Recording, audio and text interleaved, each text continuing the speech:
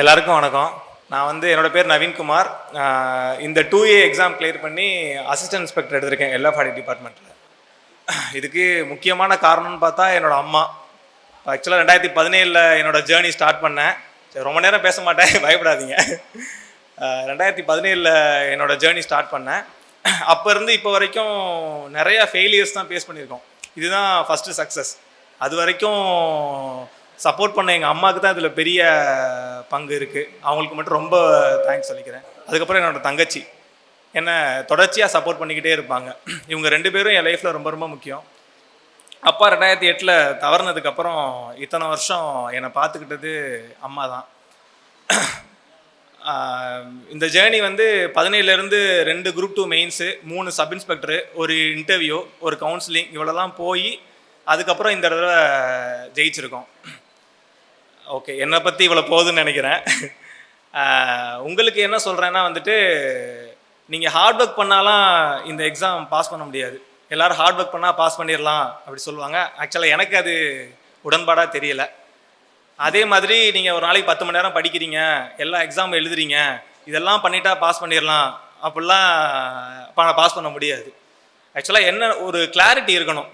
நீங்கள் என்ன வேலை செய்கிறீங்களோ அதை ஏன் செய்கிறோம், எதுக்கு செய்கிறோம், இது இப்போ நம்ம பண்ணுறதுல ரிசல்ட் இருக்கா, நீங்கள் ஒவ்வொரு நாளும் உங்களை மெருகேற்றிக்கிட்டே இருக்கணும். இப்போ நான் 2023 ஆக்சுவலாக இந்த ஃபீல்டை விட்டுட்டு போயிட்டேன், பிஸ்னஸ் ஸ்டார்ட் பண்ணிட்டேன்.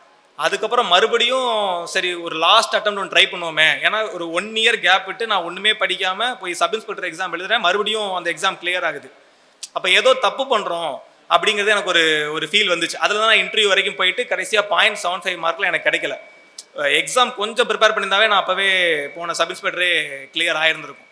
ஸோ என்ன தப்பு பண்ணுறோன்னு கொஞ்சம் பொறுமையாக யோசித்து என் தங்கச்சி கல்யாணம் 2024 செப்டம்பர் 14 ஆகஸ்ட் 22 நடந்துச்சு. ஸோ ஆகஸ்ட் 30 தான் படிக்க ஸ்டார்ட் பண்ணுறேன். 10 நாள் தான் ப்ரிப்பேர் பண்ணேன். ஜஸ்ட்டு அந்த எக்ஸாமுக்கு ப்ரிலிம்ஸ் பாஸ் பண்ண என்ன பண்ண முடியும் அப்படிங்கிறத அதுக்கு முன்னாடி ரொம்ப வருஷம் படித்த நாலேஜ் ரெண்டையும் சேர்த்து வச்சு அப்போது அந்த 10 நாள் எவ்வளோ முடியுமோ அவ்வளோ எஃபர்ட் போட்டேன். அந்த தெளிவாக பிரிச்சுக்கிட்டேன், இது மட்டும் போதும் படிக்கிறதுக்கு அப்படின்னு. எப்படியோ 2A ப்ரிலிம்ஸ் பாஸ் பண்ணிட்டேன். 2 வரல, எனக்கு அதுவே பெருசாக இருந்துச்சு.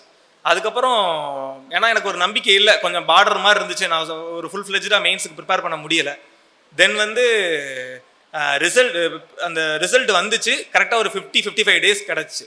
அப்போ எனக்கு ரொம்ப யோசிக்கவோ, நிறைய சென்னையில் இன்ஸ்டியூட்ஸில் ப்ரிப்பேர் பண்ணியிருக்கேன். எனக்கு இங்கே போகிறது அங்கே போகிறது அதுக்கெலாம் டைம் இல்லை. சுரேஷ் இருக்குது, நான் இங்கே தான் ஃபஸ்ட்டு அப்போ தான் மெயின்ஸு டெஸ்ட் பேட்சுக்கு வரேன். இவங்க ஷெட்யூல் பார்த்தேன், ரொம்ப கிளாரிட்டியாக இருந்துச்சு. 50 டேஸ்க்கு 2 நாளைக்கு ஒரு டெஸ்ட் வச்சுருந்தாங்க. டெஸ்ட் வச்சு அன்னைக்கே ரிசல்ட் போட்டாங்க. அப்போவே கீ கொடுத்துட்டாங்க. ஸோ நான் என்னோட வேலையை நிறையா மிச்சம் பண்ணிட்டாங்க. நான் ஷெட்யூல் போட தேவையில்லை, பிளான் பண்ண தேவையில்லை. அதுக்கப்புறம் என்னோட வேலை என்னவா இருந்துச்சுன்னா, நான் டெஸ்ட்டை படிக்கணும், டெஸ்ட்டுக்கு ப்ரிப்பேர் பண்ணி அதை நல்லா என்னோட 100% கொடுக்கணும். என்ன மிஸ்டேக் பண்ணுறனோ அதை கரெக்ட் பண்ணணும், அதை நான் நோட் பண்ணி வச்சுக்கணும். இது மட்டும் தான் என்னோட வேலையை தனியாக வச்சுக்கிட்டேன். ஸோ நான் அதை மட்டும் ரொட்டீனாக பண்ணேன். நிறையா இப்போ மெயின்ஸுக்கு இன்னும் கூட உங்களுக்கு ஈஸி. ஏன்னா நீங்கள் எழுத போகிற ஒரு 100 பேர் எக்ஸாம் எழுதுறாங்கன்னா அது அதில் 10 பேருக்கு வேலை கிடைக்க போகுது. ஸோ டாப் 10க்குள்ளே இருக்கணுங்கிறத முடிவு பண்ணிட்டேன் அந்த ரிசல்ட் அவங்க போடும்போதே. ஏன்னா 10 பேத்துக்குள்ளே இருந்தால் நமக்கு வேலை அப்படிங்கிறது கன்ஃபார்மு. உங்களுக்கு இன்னும் ஒரு நல்ல கிளாரிட்டி கிடைக்கும். ஒரு டெஸ்ட் முடியும் போதே இப்போ இந்த டிஎன்பிஎஸ்சியும் தெளிவாக பிரித்து கொடுத்துட்டாங்க.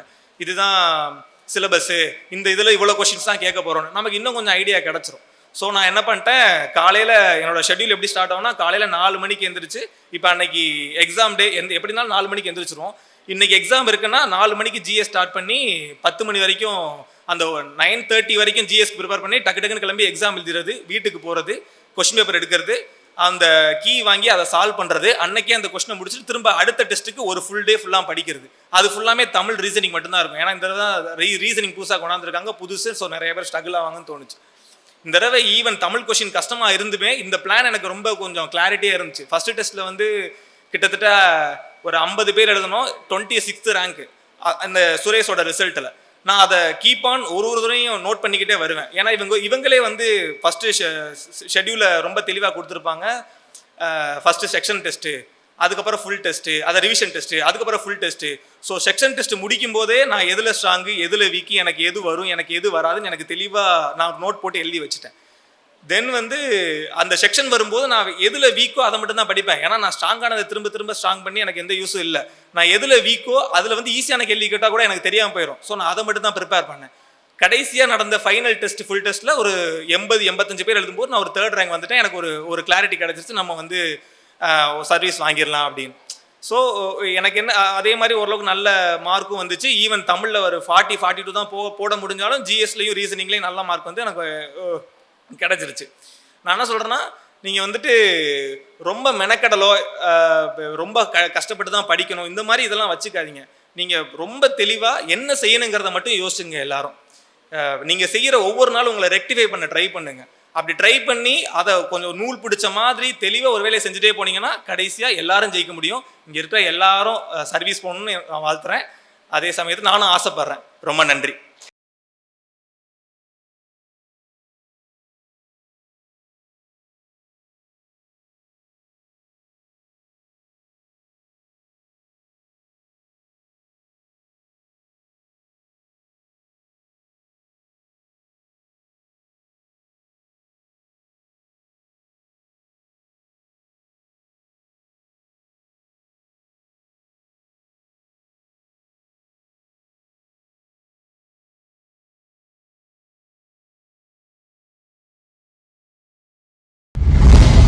சுரேஷ் IAS அகாடமி, வெற்றியின் முகவரி.